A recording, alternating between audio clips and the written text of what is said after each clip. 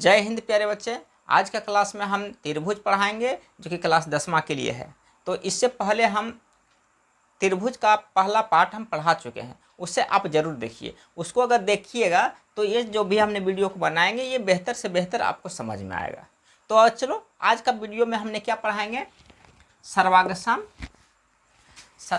और समरूप में अंतर। तो सबसे पहले समझते हैं कि दोनों में अंतर क्या है। तो दोनों में अंतर को समझने से पहले दोनों की परिभाषा हम लोग पढ़ लेते हैं कि सर्वांगसम क्या होता है। सर्वांगसम की आकृति का आकार और आमाप दोनों समान होनी चाहिए, और समरूप में क्या होता है कि समरूप की आकार समान होनी चाहिए। तो अब हमने देखते हैं कि अब हम ये देखना चाहते हैं कि इसको थोड़ा सा एग्जाम्पल के रूप में समझते हैं कि सर्वांगसम किसको कहता है। जैसे कि आप लोगों ने क्रिकेट खेले होंगे, जब क्रिकेट खेले होंगे तो उसमें जो बॉल है गेंद तो गेंद क्या होता है कि अगर आप क्रिकेट खेल रहे हैं और एक गेंद फट गई, अब फटने के बाद विपक्षी वाले ने फिर से दूसरा गेंद या तो पक्ष वाले ने ही दूसरा गेंद को अवेलेबल करा देते हैं। तो जो गेंद है तो दोनों गेंद है दोनों का आकार एक ही तरह का है और दोनों का आमाप भी एक ही है।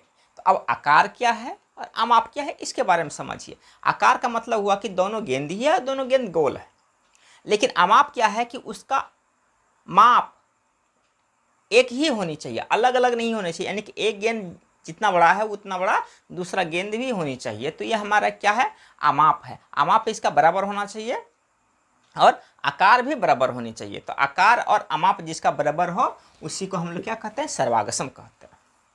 अब समरूप के बारे में समझ लें तो समरूप में ऐसा नहीं है। अब हम फिर क्रिकेट की बातें ही करते हैं कि क्रिकेट में जो बॉल बैट होता है, बल्ला, वो बल्ला क्या होता है, वो समरूप होता है। कहने का तात्पर्य यह है कि अगर आपके पास बल्ला है, इसका आकार क्या है, सेम है, क्योंकि 2 बल्ला है या 3 बल्ला है या 4 बल्ला है, सब बल्ला ही है, सबका आकार बल्ला का ही साइज है। लेकिन इसका जो आमाप है ये क्या है, अलग है। आमाप अलग कैसे है कि इसको जब हम मापेंगे तो कोई बल्ला बड़ा होगा तो कोई छोटा होगा, या किसी का थोड़ा सा साइज अलग होगा। तो इसी को हम लोग क्या कहते हैं, समरूप। अब थोड़ा सा ध्यान से और समझने की प्रयास करेंगे कि जैसे कि हमारा ये हाथ है, ये भी हाथ है, ये इसमें भी 5 अंगुलियां हैं, इसमें भी 5 अंगुलियां हैं। ये पाँचों को अगर हमने मिला देंगे तो देख रहे हो ना कि पाँचों इस पे बैठ गया है, तो ये क्या है, सर्वांगसम है। और दूसरा, अब समरूप के बारे में समझते हैं कि अगर आपको बोला जाएगा कि ताजमहल का फोटो बनाइए, ताजमहल का चित्र बनाइए, तो लगभग 2 विद्यार्थी, 3 विद्यार्थी, 4 विद्यार्थी, जितने भी विद्यार्थी हैं तो सभी लोग ने ताजमहल का तो फोटो बनाएंगे, चित्र बनाएंगे, लेकिन किसी का साइज में बड़ा हो जाएगा तो किसी का साइज में छोटा हो जाएगा। तो ये सर्वांगसम नहीं हुआ, ये क्या है, समरूप हुआ। तो समझ गए ना समरूप, क्योंकि उसका आकार एक ही है, क्योंकि वो सब ताजमहल है, लेकिन इसका आमाप अलग है। आमाप अलग का मतलब ये क्या है, कोनो बड़ा हो रहा है, कोई छोटा हो रहा है। तो अब हम थोड़ा सा जो हमने बोर्ड पे लिखे हैं इसके बारे में समझते हैं। क्या ये दोनों आकृति समरूप है या नहीं? हाँ, ये दोनों आकृति क्या है, समरूप है। अब समरूप कैसे है, तो अभी मैंने बता दिया कि दोनों का आकार एक है लेकिन आमाप अलग है। लेकिन उसके लिए भी हमें एक नियम जानना चाहिए, यानी केस। तो सबसे पहले क्या होता है ना कि बहुभुज की केस में, किसमें, बहुभुज, अगर बहुभुज हो तो उसमें क्या होता है कि भुजाओं की समान संख्या, यानी इसमें कितना भुजा है, 1 2 3 4, इसमें भी कितनी भुजा है, 1 2 3 4, दिख रहा है ना, समझ रहे हो ना, ठीक, गुड। अगर वीडियो अच्छा लग रहा हो तो एक लाइक भी कर दीजिए और चैनल को सब्सक्राइब भी कीजिए और अपने दोस्तों के पास इस वीडियो को शेयर भी कर दीजिए, क्योंकि उसको भी फायदा हो जाए। तो फिर हम चलते हैं, इसमें भी 4 भुजा है, इसमें भी 4 भुजा है, इसी को हम लोग क्या कह रहे हैं, बहुभुज। अब दोनों का आकार देख रहे हैं तो एक ही है, लेकिन आमाप अलग है। लेकिन उससे पहले हमको ये जानना है कि भुजाओं की समान संख्या वाले, दोनों का भुजा समान है, बहुभुज समरूप होते हैं, समरूप है, लेकिन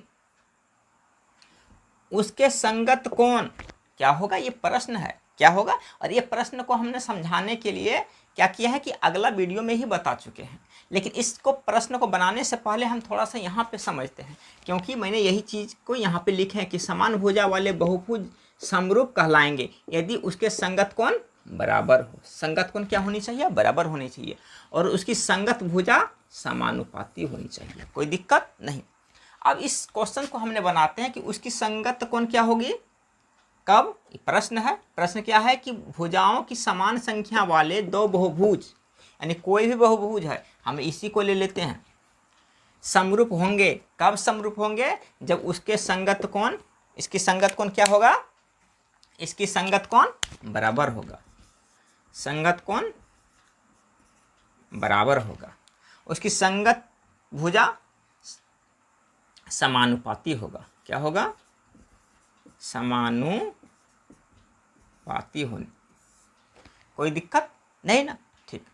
अब अगला सवाल फिर से एक आया है कि हमारे पास दो बहुभुज है, 1 2। अब इसमें भी हमने वही सवाल पूछे कि क्या ये दोनों आकृति समरूप है या नहीं। अगर जिसको इस सवाल को समझ में अगर आ रहा है वो थोड़ा सा कमेंट में यस या नो लिखें, कोई दिक्कत नहीं। इससे क्या होगा कि मेरा भी मनोबल बढ़ेगा, आपका सजेशन मेरा मनोबल बढ़ेगा। तो सबसे पहले क्या होगा कि देखना है कि ये दोनों आकृति समरूप है या नहीं। तो कैसे?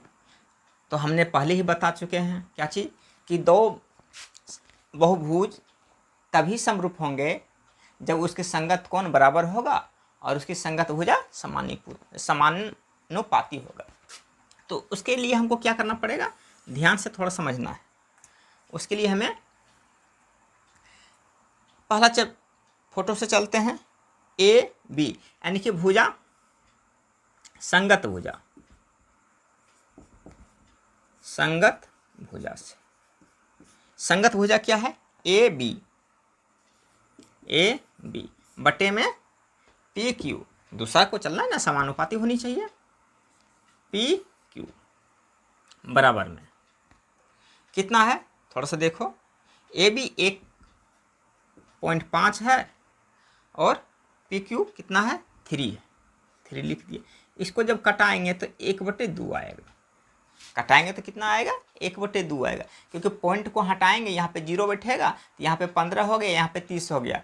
तो ये 15 का 30, 15 का में 30 दो बार में आ जाता है, तो 1/2 हो गया, कोई दिक्कत नहीं। ऐसे भी समझो कि हमारे पास 1.5 रुपया है, 3 रुपया से भाग लग रहा है तो आधा रुपया होगा। अब ए बी तो हो गया।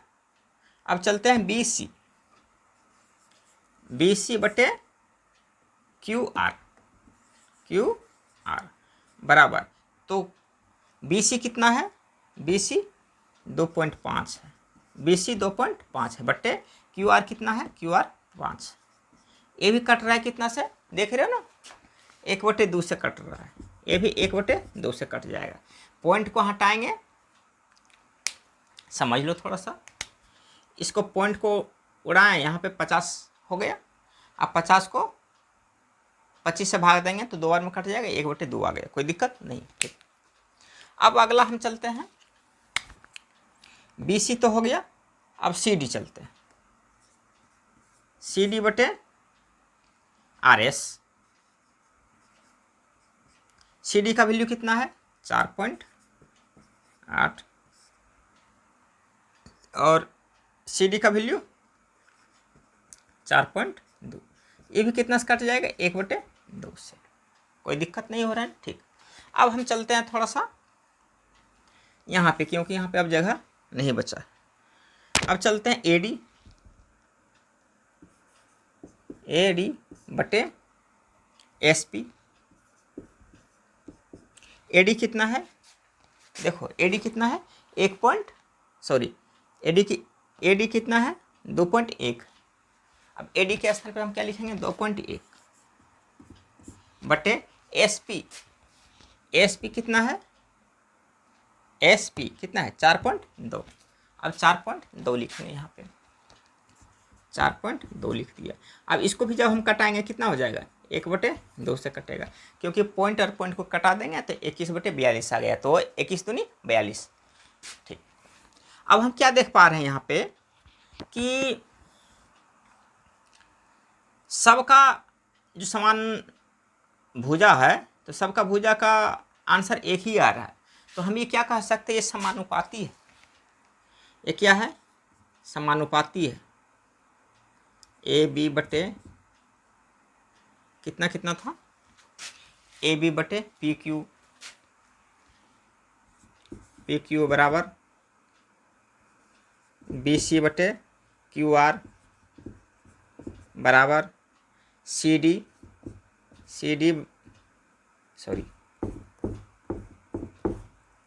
बराबर सी डी बटे आर एस बराबर ए डी बटे एस पी ये आपस में क्या हो गया है, समानुपाती हो गया है।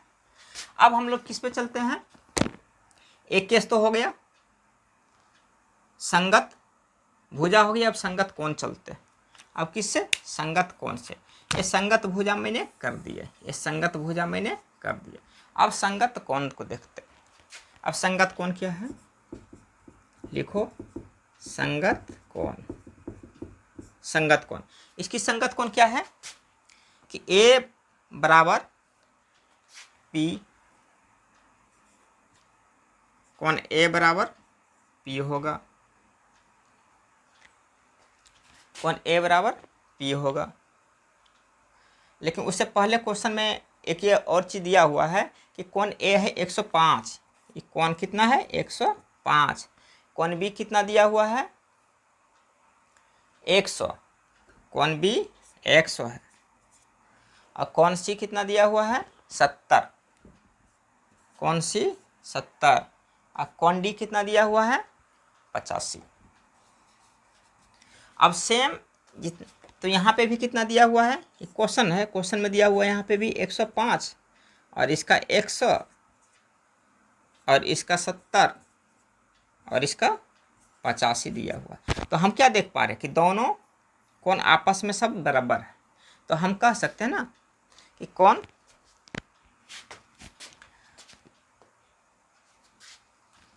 देख सकते हैं ना कि कोण ए पी बराबर कितना है, कोण ए बराबर कोण पी कितना है 105, यहाँ पे भी 105 है, तो हम 105 लिख देता हूँ। अब क्या है, कोण बी कोण क्यू, कोण बी बराबर कोण क्यू कितना है 100 डिग्री है सर। उसके बाद क्या है, कोण सी और कोण क्यू, कोण सी बराबर कोण सी बराबर कोण आर, ये कितना है 70, ये कितना है 70, सी कितना है सी, और आर कितना है 70। अब कितना बचा है, क्या बचा है डी और एस 85 है, कोण डी और कोण एस कितना है 85। तो हम क्या कह सकते हैं कि दोनों का संगत कोण आपस में क्या है, बराबर है। तो संगत कोण और संगत भुजा जब बराबर है तो हम क्या कह सकते हैं कि ये जो त्रिभुज है, ये जो आकृति है, ये आकृति क्या है, समरूप है। ये आकृति क्या है, समरूप है। तो हम लिख सकते हैं यहाँ समरूप, यानी कि इसमें हाँ हम लिख सकते हैं हाँ है।